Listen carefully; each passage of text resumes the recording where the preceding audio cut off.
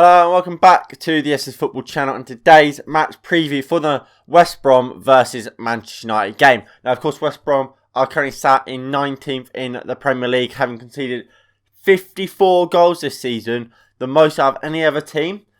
Scored only 18 and they've only won 2 games all season. And of course their last game was against Spurs where they faced defeat 2-0. And in fact, West Brom's last win came on the 16th of January, nearly a month ago. Manchester United, of course, coming to this game off the back of a 1-0 FA Cup win against West Ham with Scott McTominay scoring the winner. Now, I'd just like to speak about Scott McTominay. Of course, on my channel, I've criticised Scott McTominay in live streams and in match previews a lot. And I stand by that criticism. I still remain that Scott McTominay as a defensive midfielder is awful. I don't think he's very good at tackling. I think he gets beaten far too often. I don't rate him as a defensive midfielder. However, you give him license to get forward. You put him in the Pogba role, really. Where you want Donny van de Beek to play. A role where, yes, he has to do a bit of work defensively, but he can get forward and can create stuff and have a go at goal. The box-to-box role, which he says he wants to play. Put him in that role. I think he's looked fantastic. I think his best attributes are his attacking. I think he's a powerful dribbler. I don't think he's quick, but I think he's strong and he's a good dribbler. And when he's running with the ball, it's hard to tackle him. Similar to how Paul Pogba runs. I think he's got a fantastic shot on him. He used to be a striker in the academy, or when he was younger. You can see why he was a striker. He has a fantastic strike on him. He's shown that in his last few games. For me, if we want Scott McTominay to have a future at this club, he has to be used as a box-to-box. Ollie keeps coming out in press conferences saying, he's got a lot of goals for a defensive midfielder. No, Ollie, he's not a defensive midfielder. He's a box-to-box player. And if we keep playing him as a defensive midfielder, he will get right the criticism he deserves to get because he's not a defensive midfielder. For me, he's an awful defensive midfielder. Let him attack like he did in extra time and we could have a player. We could have a good player there. That could be a Manchester United player for the long term. But if we keep playing defensive midfielder, like we did when he first came on against West Ham, he'll be awful, like he was. And look, when a player deserves praise, I'm more than willing to give him praise. Like I said, I've been a big critic of Scott McTominay. And look, I will remain that if he continues to play defensive midfielder and he remains at his level as a defensive midfielder, which I don't think he's good. Play him as a box-to-box in the Pogba role, in where we want to see Donny van de Beek play. And if he keeps producing the performances he's playing there, like against Southampton, like against Leeds, against West Ham in the extra time, we could have a real player there. But going on to team news, Paul Pogba is still out for this game. And good news, Eric Bailly is back in training and should be able to play. With that in mind, this is my team I would play in this game. So I will go for David De Gea in goal. There's been a lot of rumours that David De Gea could be dropped for Dean Henderson. David De Gea is our number one for me. He's still our best goalkeeper. I think he's got a lot of unfair criticism after that Everton game.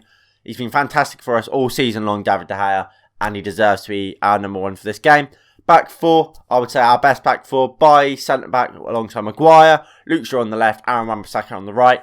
Wan-Bissaka and Shaw have to get forward for me, like they did against Southampton, create chances, and if Shaw or Wan-Bissaka can get on the end of a cross themselves and get a goal, even better. Midfield two, I would still go for Van der Beek and Fred.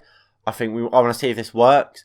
The issue with McTominay for me is we can see 2 McTominays. We can see a McTominay that will sit deep and play as a defensive midfielder, which I don't think will be good. Or we could see a McTominay that plays to box. And I wouldn't want to risk that in a game like this. I would play Donny van de Beek. I think we've seen Donny van de Beek can play in that role. I think that's where he'll have a future for Manchester United. If he is going to have a future at Manchester United, it will be in a deeper role because he will never take Bruno's place. So play him there alongside Fred, who realistically is our best defensive midfielder this season and is so important to how we play because Matic is dusted. Matic ain't good enough anymore. McTominay can't play there, so it has to be alongside Fred. Play Donny, and if it's not working, then you can bring McTominay on. Going forward, Greenwood out on the right. He's been fantastic for me recently, so you keep Greenwood in.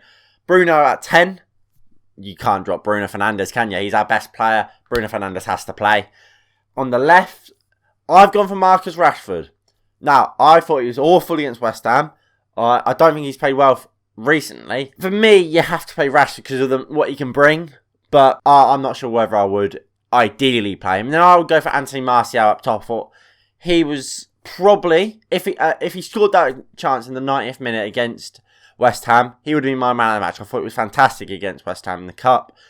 And let him play and refine his confidence. I think he's slowly building his confidence back up, and just let him play and let him prove why he was our Players' Player of the Year and why he was one of our best and top goal scorers last season. However, I don't think he will stick with Anthony Martial. This is the team I think he'll go for. I think he'll go back to Victor Lindelof and Maguire. I think we've seen time and time, if Lindelof is fit, he usually plays alongside Maguire, so I think we'll see that. I think the rest of the back four, he will remain the same. I don't think he will fall for the pressure of the media and drop David De Gea for Dean Henderson. He knows Dean Henderson. Look, Dean Henderson hasn't been bad this season, but I think he's cost us more goals than David De Gea has. For me, I can't really think of a goal David De Gea has been massively at fault. You can blame him for a goal, for like little bits of goals, but Dean Henderson is at massive fault for one goal against Sheffield United. So, regardless, both goalkeepers you could say have made mistakes. David De Gea is our number one and deserves to be our number one. He's our best goalkeeper by a mile for me. I think we will see McTominay and Fred. I think he's shown that he likes this combination. Donny van de Beek has been shown he's not playing. If Bruno's playing, Donny van de Beek's not playing. I think Donny van de Beek has to leave, really. For his sake, for his career, I think he should leave. He doesn't get any game time. This was a time, really, that Donny van de Beek would have to step up and fill the void left by Paul Pogba and his injury. I think he'll just go to McTominay. I don't think Ole Gunnar Solskjaer wants Donny van de Beek or rates Donny van de Beek, really. I don't know why we signed him. Well, I do know why we signed him, because it was a cheap deal for Edward Wood and an easy deal for Edward Wood. I don't think we want Donny van de Beek. Well, Ollie doesn't want Donny van de Beek. Sell him, try and recoup something. Let him go actually make something of his career, because he's a fantastic player, and just mark it up as a failure, because if Ole Gunnar Solskjaer's not going to play Donny van de Beek, there's no point in having him on our books.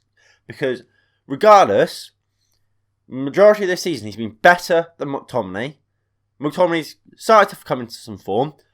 Donny van de Beek, every time he's played played fantastically. He scored in his debut, and yet has got fuck all for it. He was been fantastic when he's played. He's one bad game, and that was against West Ham, and yeah, I'll be surprised if we see him today. Front line, I think he'll go for the same front three. Well, same three behind our number 9, which is obviously Greenwood, Bruno, Rashford. Greenwood's playing his way back into some form. I think he's looking fantastic at the moment. More like the Greenwood we saw at the end of last season, which is good. Rashford just never gets dropped. Neither does Bruno. And I think he will go back to Cavani. I think he loves Cavani. I think Martial is slowly becoming a second choice. Do I agree with that? Absolutely not. But I think that's kind of just how it's going at the moment. I think Ole Gunnar Solskjaer really likes Edison Cavani.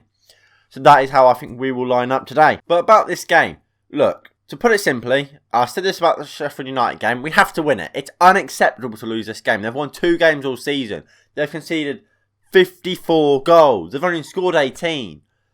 This should be an easy 3 points. And it will be embarrassing if we don't win it. And it should be a convincing win. Like I said, 54 goals they've conceded. We should be rattling a few. We've scored the most goals. They've conceded the most. We should win this game with a fair amount of ease. With a fair amount of ease, we should be winning this game. And if we don't, it's a bit embarrassing. I also think Ahmed Diallo, if there's rumours that he has an illness, that's why he didn't play for the under-23s. If he is fit, or he is well, I think he should be on the bench for us today.